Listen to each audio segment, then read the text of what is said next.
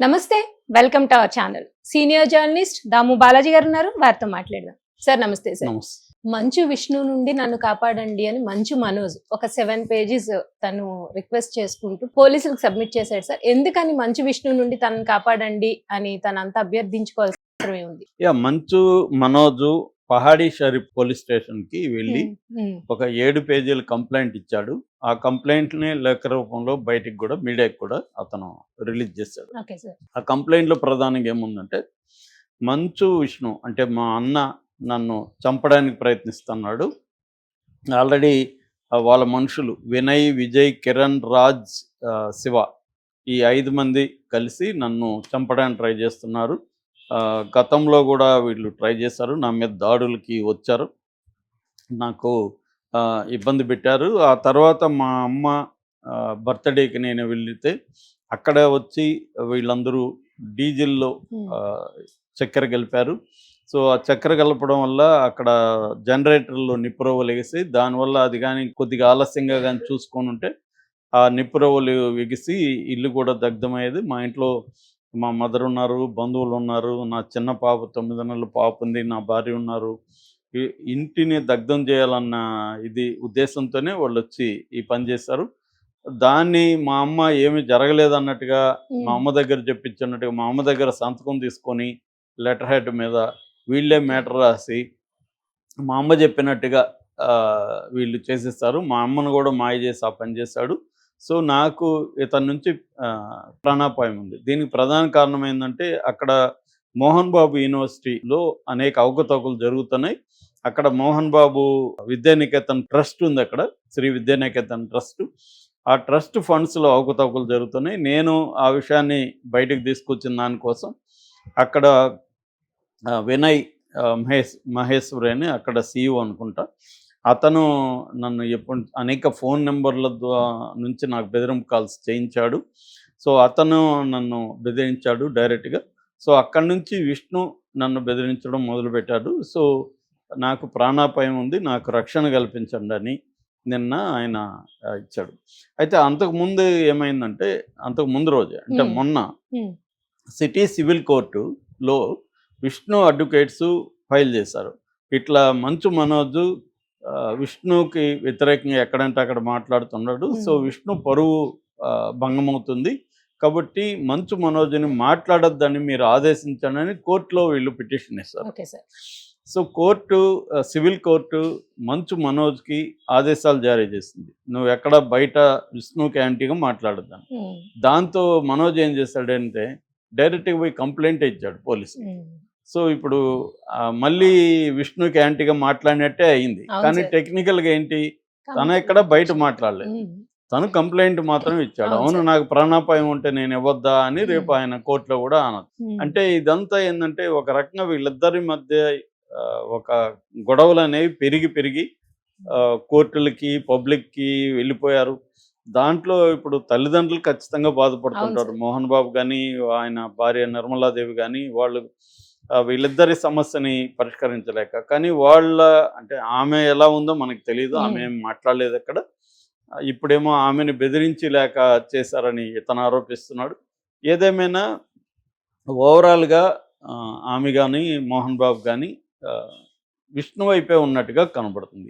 అంటే వాళ్ళు విష్ణు వైపు ఉన్న స్టాండ్ అయితే తీసుకున్నారు. మోహన్ బాబు అయితే క్లియర్గా విష్ణు వైపే ఉన్నాడు. ఎందుకంటే మనోజ్ మీద మౌనిక మీద కూడా ఆయన మోహన్ బాబు డైరెక్ట్గా ఆడియోలో మాట్లాడాడు.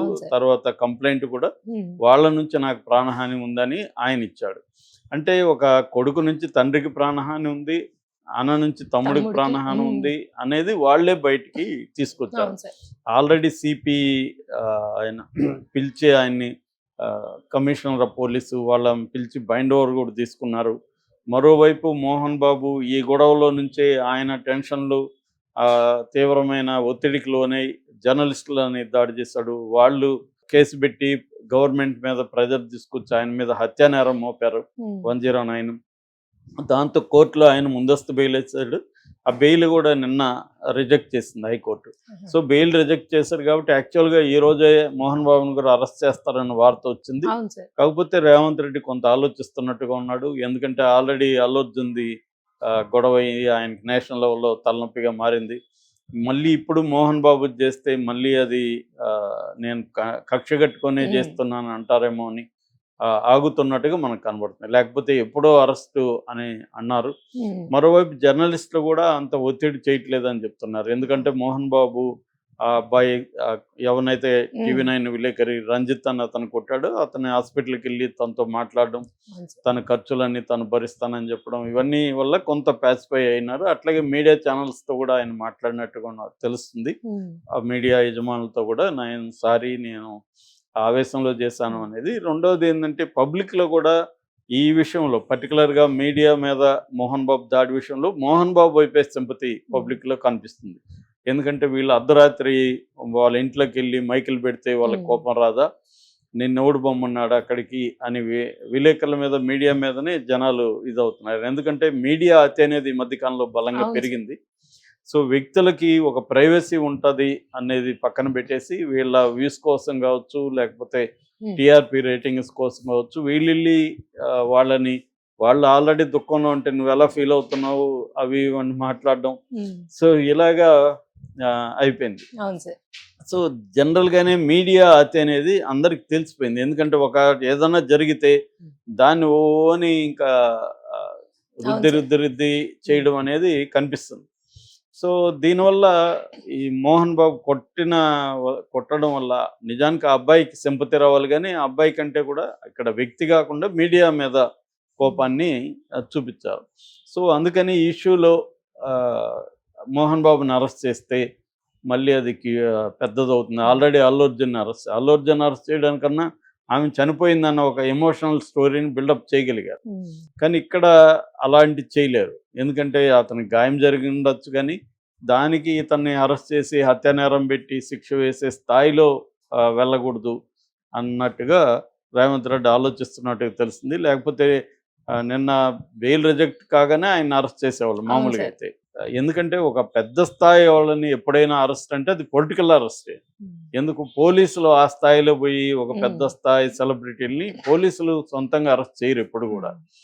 చిన్న చిత్తకోళ్ళని పోలీసులు చేస్తారు, కానీ ఎవరినైనా సెలబ్రిటీలని పోలీసులు అరెస్ట్ చేస్తున్నారంటే దాని వెనుక రాజకీయ నిర్ణయం ఉందని అర్థం. చేయలేదన్నా కూడా రాజకీయ నిర్ణయం ఉందని అర్థం. అలాగా మోహన్ బాబు అరెస్ట్ నుంచి ప్రజెంట్ అయితే తప్పించుకున్నాడు. రెగ్యులర్ బెయిల్కి ఆయన అప్లై చేసే అవకాశం ఉంది. రెగ్యులర్ బెయిల్కి అప్లై చేయాలంటే కూడా ఆయన అరెస్ట్ చేయాలి. సో మరి ఆయన అరెస్ట్ చేస్తారా, లేకపోతే ఇప్పటి వరకు విచారణకు కూడా 24 పిలిచారు. 24 డెడ్ లైన్ ఈరోజు. మరి 24 డెడ్ లైన్ అయిపోతే ఆయన మీద ఏం చర్య తీసుకుంటారని చూడాలి. ఎందుకంటే సిపి కూడా ప్రకటించాడు 24 వరకు మేము టైం ఇచ్చామని. సో మరి 24 కూడా అయిపోయింది ఈ రోజుతో.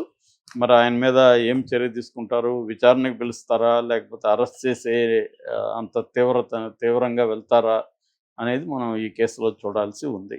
ఏదేమైనా వాళ్ళ ఫ్యామిలీ అంటే అన్నదమ్ముల గొడవ అనేది పెరుగుతూ ఉంది రోజు రోజుకి. కానీ అంటే తమ్ముడి నుంచి అన్నకి, అన్న నుంచి తమ్ముడికి ఇలాగా వాళ్ళు ఇంటిలో పరిష్కరించుకున్న విషయాన్ని